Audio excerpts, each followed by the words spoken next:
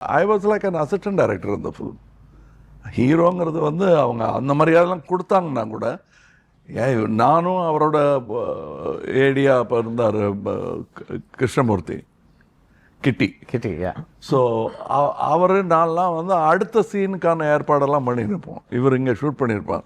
அந்த சீனில் நான் இருக்க மாட்டேன்.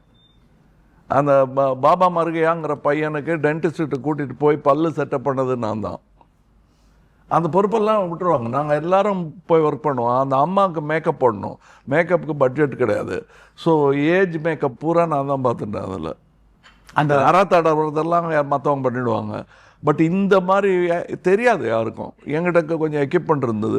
ஸோ அந்த பாபா மருகையோட அம்மாவுக்கு நான் தான் மேக்கப் போடுவேன். என் ஆஃபீஸ்க்கு வந்துடுவாங்க. அவங்களுக்கெல்லாம் மேக்கப் போட்டு விட்டுட்டு நானும் மேக்கப் போட்டுட்டு போவேன். நான் சில சமயம் நான் மேக்கப் போட்டுட்டு அவங்களுக்கு மேக்கப் போட்டு விட்டுட்டு போவேன். ஏன்னா அது கொஞ்சம் ஈஸி.